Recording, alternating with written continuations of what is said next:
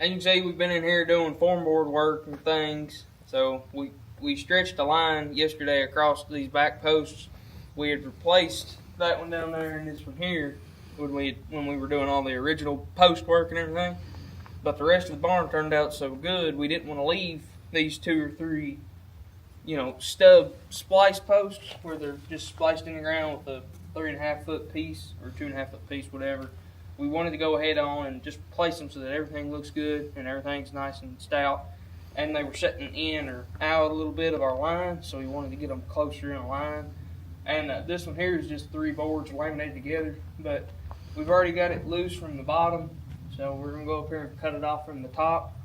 And we've got 2 jacks on either side supporting the roof load to keep everything from falling down. And doing that's better than using 1 jack and having to do a bunch of supporting. Just go ahead and put 2, so you don't have to put a scab between the headers. You can just jack it up and do your stuff. So I'm going to go up here now, we'll cut this one off, we'll let it fall, and then we're going to pull up that stub and put in a new 12-foot post, a whole new 12-foot post, and tamp it in good, and then we're going to repeat the same thing over there.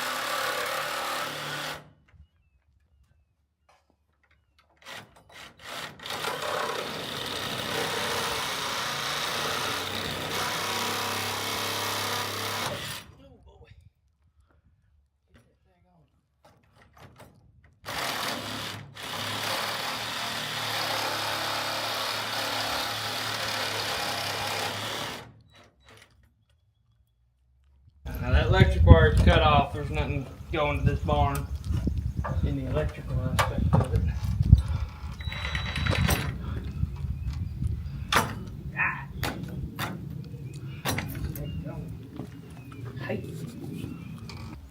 So not only have we got this header and top plate right here that we've got to cut the nails off, but also this tie.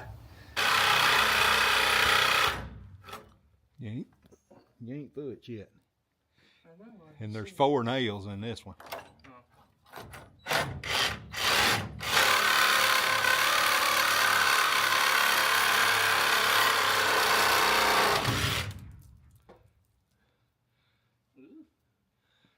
Did you get that 4th one up in the corner?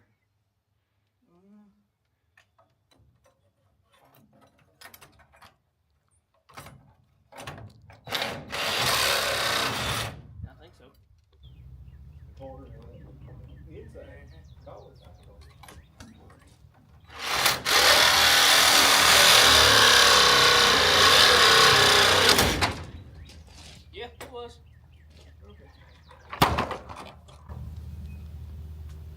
Okay.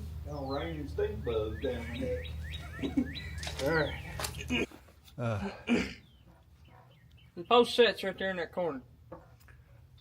Okay. So our new one is going to sit in the same spot this one did. Just we're going to pull that stub out and put it down in the hole and flush it up with the top plate and shimmy some rock in under it and tamp rock all the way around it as we're coming up, filling the hole in.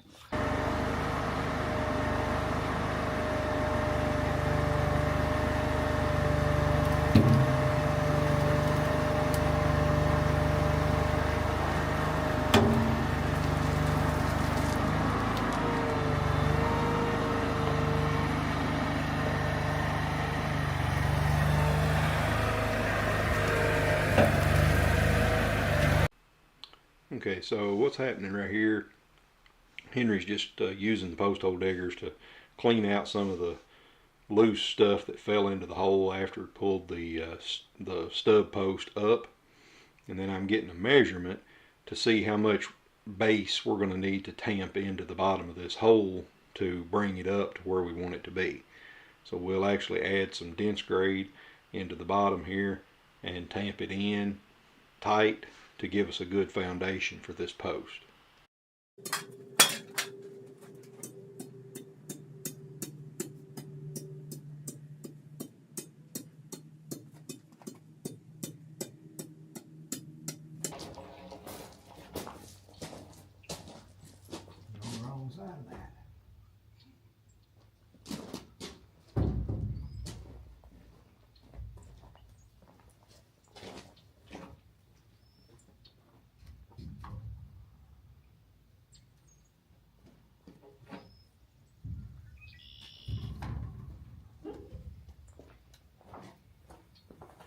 So now our post is sitting in our pocket up there and in our hole down here.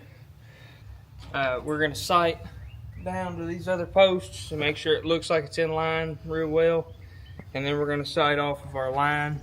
So now we're going to check and make sure it's plumb and that it touches good up there. If we need to lift it anymore, and it's in about the center of the hole. And then we'll start screwing it off and fill it in.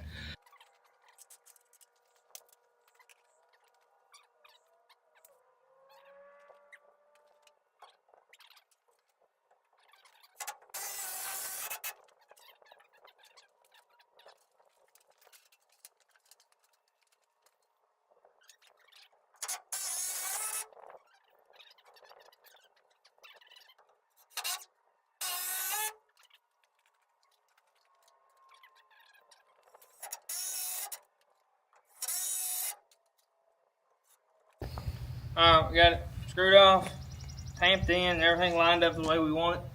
So now we're going to do the acid test and take the jacks off and see if it supports everything or if something pops the wrong way or whatever.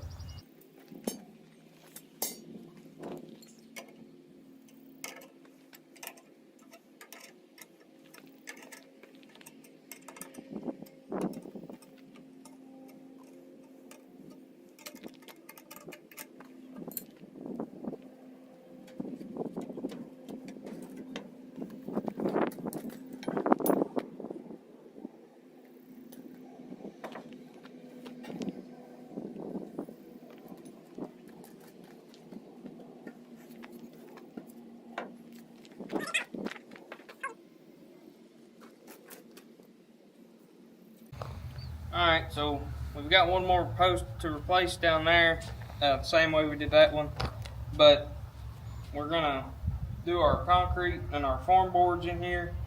So we'll get all of our form boards done. We're almost done with them for this side. Then we'll do that side because this is where the chute's going to sit. So this is all being poured different than the rest of the barn. So we're going to pour this first and then we'll replace that post. So the reason we had to do the different elevation is because this slab and this slab are on two different planes. So we had to step it down in order to keep this one right. So each individual slab is level, but this one sets up a little bit higher. The crowd and tub one sets up a little bit higher, 3.5 inches. So we had to look at clearance. So if we'd built this up a bunch, we wouldn't have been able to clear it. And our alley has to clear this upper structure we've got going on in the barn. So we'll have to step it down a little bit so that everything still clears good. So, you know, it's a little abnormal to do something like this. You know, like if this was a completely new barn we just built, you wouldn't go in here and do step downs and things for just no reason. We're doing this because we're working with what we have. This was an existing structure. So, but we've just got to go through our little pains and make stuff work with what we've got. And if that means spending a few minutes coming up with a different solution to make something sit a little better, well, that's just what we're going to do. So I'm going to dig this out now, and we got to miss this concrete pillar here for this post. We got to step it out just a little bit to miss that, but we'll worry about that in just a second once I get it dug out and we see how much room we've got.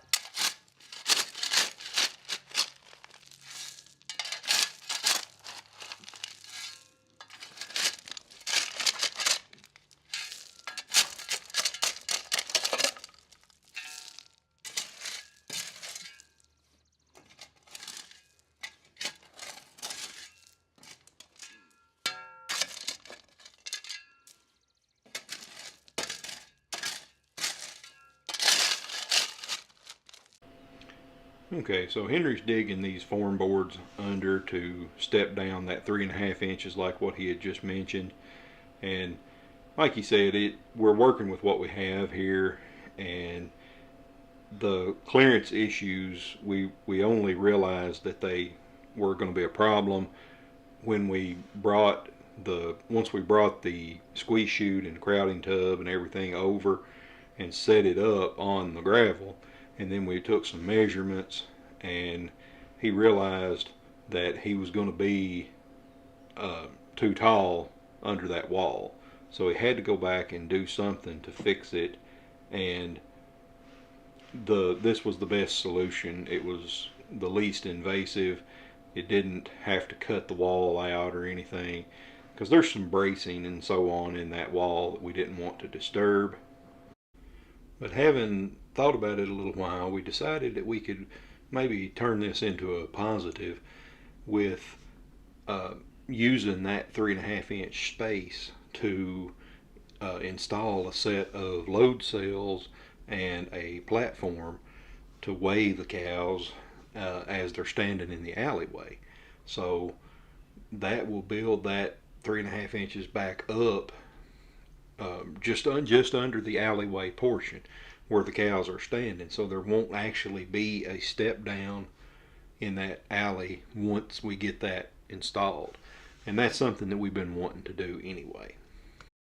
So that's one of the neat things about working with these old barns and stuff is, you do have to change plans sometimes to accommodate the original building and construction and all those things. But if you take some time and think about it a little bit, oftentimes you can come up with a solution that actually works out better for you in the end anyway. So we were glad that happened, and because it's going to give us something that we've been wanting anyway.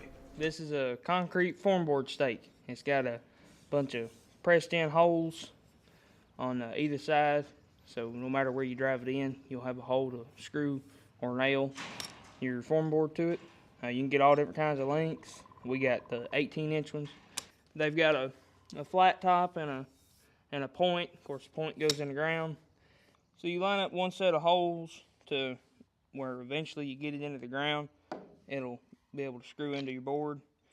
We're going to use a big long screen board, so I'm going to try and get it all the way to the very top one so that it'll set below the top of the form board. Get it started in nice and tight against your form board, and then you just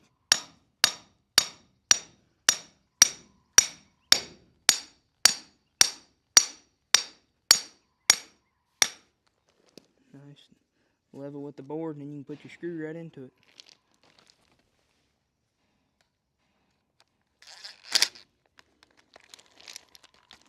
Now,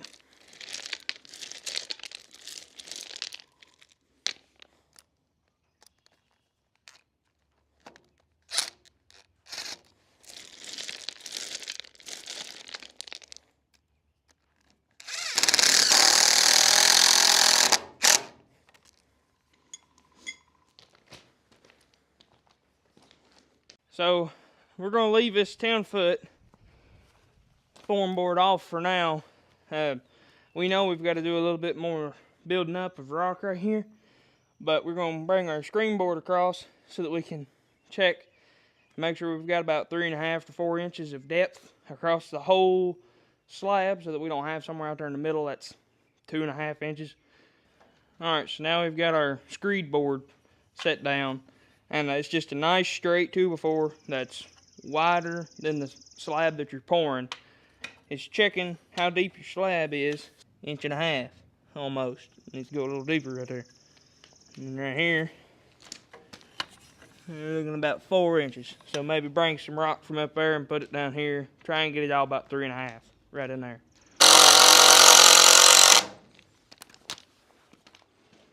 Alright, so now we're done with form boards. We're going to come in. We got a scoop of dense grade here. We're going to make sure there's no big holes where concrete can escape from us. And make sure everything's got 2 screws in it. We got stakes scattered about. two in between each span of posts, pretty much, is what we did. So we'll make sure we've got everything like that, and then we'll start on to rebar and stuff like that. Okay, so what he's going to do now, Henry's going to come in here and put a little bit of rock on the back side of these forms. This is what we call ballasting the forms, and it's just putting rock down as a backer, so to speak, to prevent the forms from bowing. Even though we've got the form stakes driven into the ground, there's a lot of pressure behind concrete. So if you pile up some rock like this on the back side, it pretty much guarantees that you're not going to have a form to blow out. If you have a screw pull out or something, it's going to still hold it and you'll be okay. Now here, Henry put a little bit too much rock and it spilled over into the actual slab area. He does come back and shovel all that out, because you don't want to do anything that's going to cause your slab to become thinner. He's already gone through with the screed board and measured very carefully to make sure that he had full depth all the way across this pour. So you want to preserve that, and you can see now that he's went back and dug that out. He's also got to come back after he gets this job done and lay the rebar. We did use rebar in this slab. Used a 3/8 inch, and and we also used fiber in the concrete, fiberglass fiber. So it should be a pretty good pour. Now here you can see how it's turned out. The concrete has been poured. The broom finish has already been applied, and Henry is now going around the edges with a bucket of water and a little edging tool, and just making a nice little rounded over finished edge so that we don't have chipping as the concrete is in use. You don't have, if you got a hard corner, it can chip off on you. So just like that, the first two sections of concrete have been poured into the new stock barn, or the remodeled stock barn, and the next step will be getting the crowding tub and alleyway and squeeze chute bolted down after we get the form boards wrecked off, of course. But that should be coming up soon, so stay tuned for that, and we appreciate you all watching. See you next time.